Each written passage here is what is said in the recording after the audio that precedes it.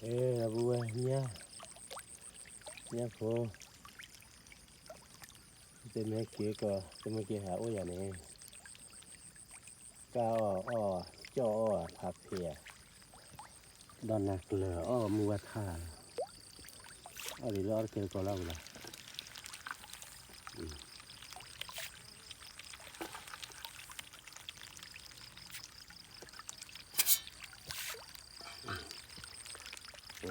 nha phố đã đưa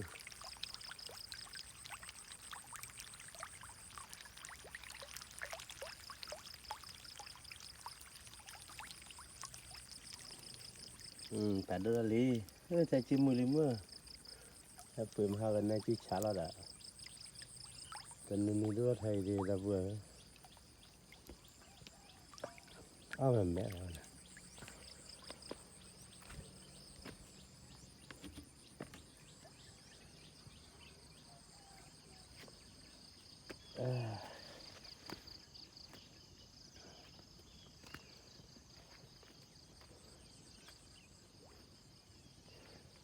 cái này đi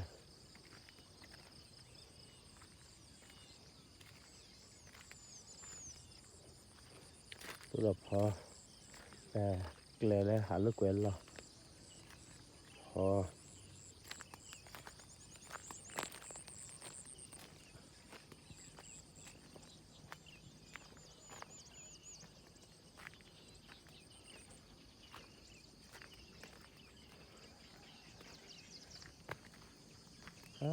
khơi cái mà khô quả hả lúc quen cái hả lúc quen lo nhớ là lỡ xa lên này lấy đu ô đợt đu để tới lỡ xa này rồi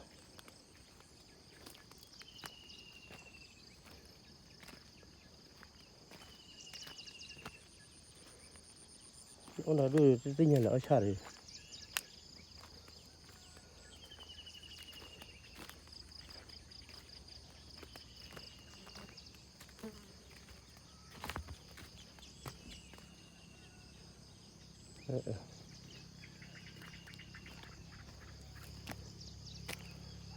rồi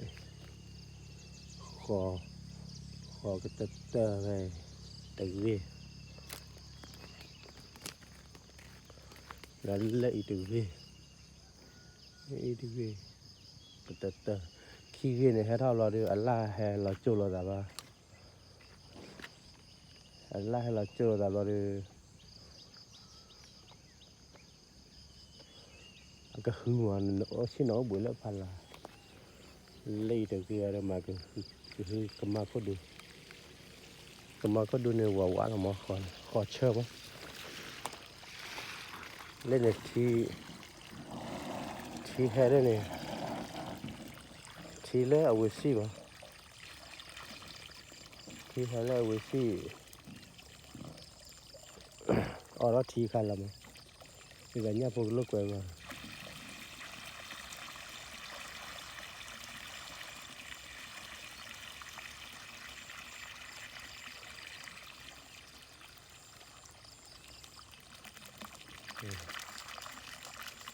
bây giờ nhà phụ lúc quay qua này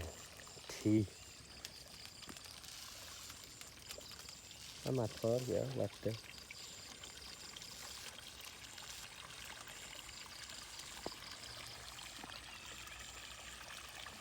thì xin đi nào đi đó thì đi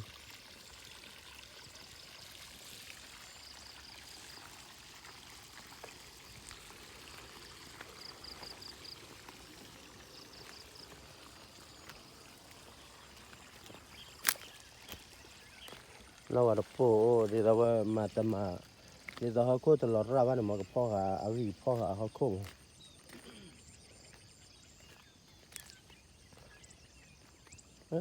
để quy lọ từ rệt lọ rồi là mà khát gì đến nó rồi ở phố tại mà đi để chờ qua ra mừng nó cái cá chê qua là cái chờ ở tại mà lu ta thi qua đó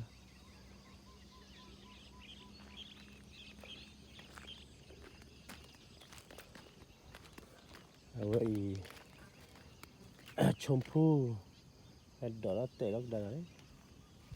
ชมพู่เอาไว้ตะคอมายามปี3 รถชีโอเชอโอนั่นคนนี้เลยเขาดู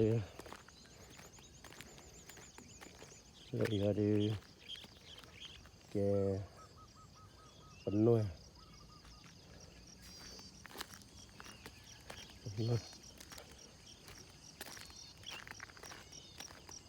เลยเขาดูตะขอ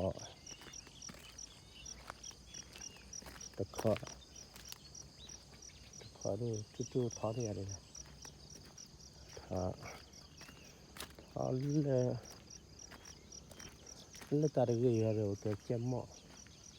ตาได้กี่เจ็บหม้อเล่นตีกันลำใหญ่ลิจี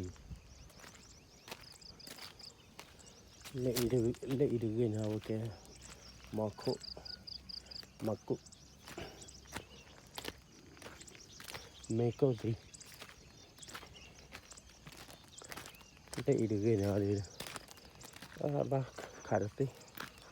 โอเคลิจีเล่นตีกันเอาแกลำใหญ่เล่ขี้กันเอาแกตูเร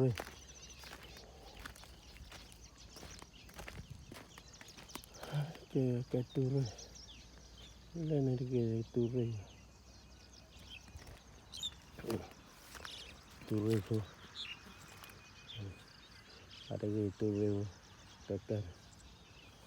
ini ada gitu rew teter lại là quỳ kecil minggu ada saya tabati terbeliau siap jaga saya jauh boleh anda mau pilih ปลาดุกครับ ปลาดุกboleh ดูนะครับ ฮาเลลูยาปล่อยเลย ไปอยู่ในที่ ไปอยู่ในที่ นั่นนะ ที่ชอบเนาะ เนี่ยนะสระใหญ่แล้วอยู่สระใหญ่ ให้โต ออกไปแล้วไป โตไว ตัวไว ๆอาจารย์กลับมานี่ตัวเบลอแล้ว เวลากลับมานี่พอดีเนาะ พอดีก็ตัวใหญ่เลย เต้นเลย ตัวจะใหญ่กว่าอาจารย์ ข้าขึ้นเลยฟาเดอร์รู้หรอข้าเลยฟาเดอร์แล้วนี่ลลี่ยังพูดเลยลลี่ อาจารย์มาปล่อยบ้างสิเนี่ย มีบลูเบอร์รี่มั้ง เดี๋ยวผมให้ปล่อย โอ้หมอทาลิมั้งหมอทาลิมั้งปล่อยไปก่อนดูปันตัวก็ไม่ค่อยแข็งเลย ย้ายเดี๋ยวกันนะ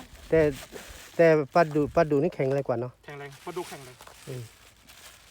นะขอดูหน่อยครับโอ้โหอันนี้ปลานี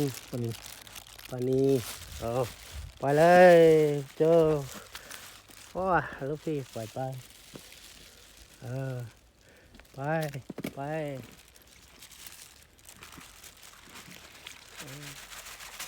โอ้โหตายเลยตัวเหมือนกัน เด็กก็มีเนาะ ตายเลยตัวเหมือนกันอาจารย์ นะไม่เป็นไร ตายเลยตัวเหมือนกันสุดา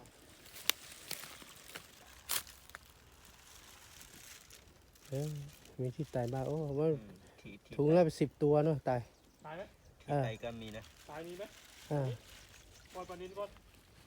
ไปปลานี้ก่อน ปลานิลไม่ค่อยอึดไม่ตายเลยปลาดุกปลานิลไม่ไหนเนาะ ที่ดูที่สุดเลย เชือกเขียวผมดู ใช่นั่นใช่ เชือกเขียวเลยนะ นู่นนะตู้นึงเชือกเขียว นี่ เชือกเขียวปล่อยปลานิลก่อน อันนี้ก็ปลานี้ไปปลานี้ก่อนเดี๋ยวนี่ป้อนยาเลยดิ นี่ไปปล่อยปลานิลก่อนนู่นเชือกนี้นี่ยางสีนี้ปล่อยเลยไปนู่น อะไร เนี่ยเชือกนี้ทุ่งนึงยางดูยางสิ ตัวนี้ตาก่อนดิกับปลาหลานยาดิกว่าเพื่อนมาที่ยาเนาะปลาปลานี้เหรอปลาหลานยาเหรอดับเบิ้ล นี่เนี่ยยางสีเขียวเนี่ยมันเป็นปลานี้นั่นดูกันแล้วก็เตอเลยเนี่ยข้าวเยอะๆว่ามันคือตัวเราก็ปลาแล้วนี่ให้เก่งกันเนี่ย โอ้ยน้ำใส ฮะ ๆน้ำใส มีไตเยอะไหม มีเหมือนกันครับเป็นปีกอาจารย์มันก็ต้องมีบ้าง นักไทยเนี่ยทุบเลยเราตัว เนี่ย ต้อง อ๋อ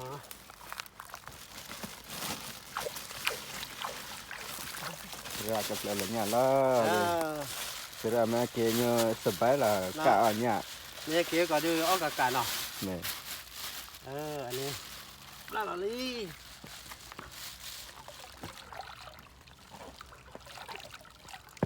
โอ้แต่ยังตะคว้าได้เกินเนี่ยเอาไปเลยปะ เป็นหนึ่งม้อที่เล่นเลยไม่เล่นเลยนะ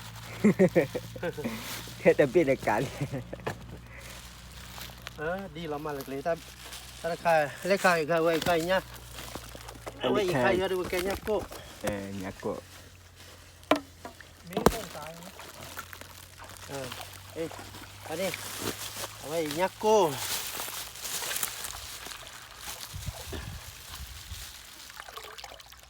เนี่ยก็พอดกก็เนี่ยก็คือ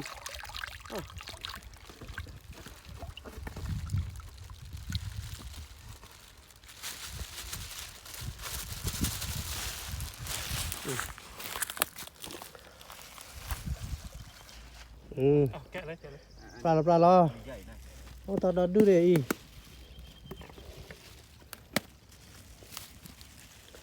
เนี่ยก็ เรียกสายอะไรถือว่าเป็น10อ่ะ เนาะ วันนี้ต้นมากไม่ค่อยอึดหรอกครับ เนาะ แต่ถ้าป แต่ ลา ปลาดูนี่แข็งแรงกว่าเนาะ ปลาดุกแข็งแรงปลาดุกเนี่ยไม่ตายหรอกในทุ่งเนี่ยปลาดุกแข็งแรง นี่มีแต่ปลาดูใช่ไหมนี่ปลาเราเนี่ยคนนี้ ปลาดุกไม่ต้องกลัวอาจารย์แข็งแรงน้อยตัวที่จะ แล้วปลาไปที่ตีหล่อมอว่าหาได้ว่าหล่อมอแต่ที่โจเลยไม่รู้ไป ลงยาก ไปปล่อยที่ไหนเดี๋ยวก็มาไปเองแหละเนาะ ไปเองเดี๋ยวไปเองเดี๋ยวเขาก็มารวมกลุ่ม แล้วอันนี้เป็นยัง แช่ ไง น้ำผมแช่น้ำไว้หน่อย อ๋อ ให้เขาได้น้ำนิดเขาจะได้ไม่งง เหรอปลานี้ เขาไม่มีเนาะ ว่าอย่าเอาปลาช่อนมาปล่อยเลย ปลาช่อนมาปล่อยก็ ปล่ ไม่ อยจะกินปลาลูกปลานิ้นเนี่ยตัวเล็กๆหมดแล้ว มากินลูกปลาหมดเนาะ นั่นๆอาจารย์อันนั้นก็ยังแทนได้ถ้าเกิดรอดอยู่ก็ยัง อ๋อ แทน พี่โก้ นั่น นี่ นะสีเหลืองนะถุงสีเหลือง อันนี้ปลานี้ ปลานิ้นปลานิ้นเล็ก ตัวนี้เล็ก เนี่ยผมซื้อถุงเล็กๆเนี่ยมา เหรอ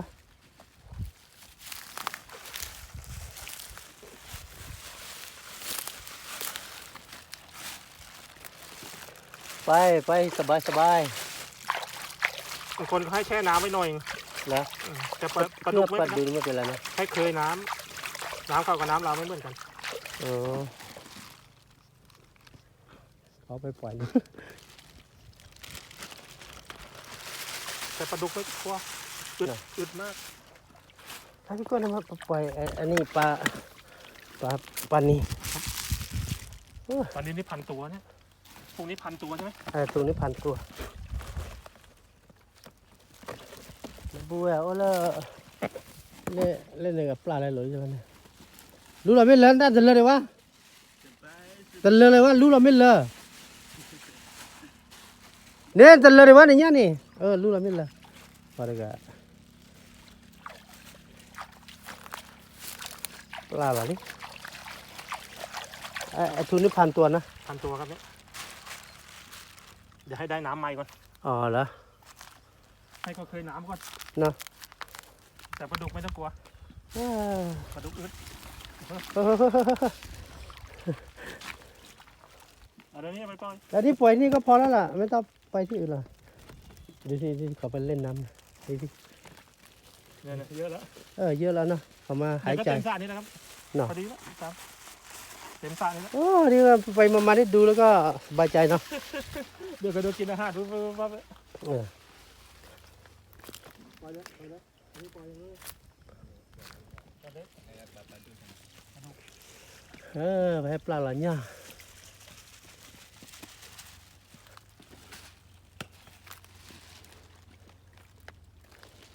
ร ถไถมา เราสั่งรุ่นน้องกลับมาเราสั่งรุ่นน้องกลับมาหมดหรือยังนั่นน่ะ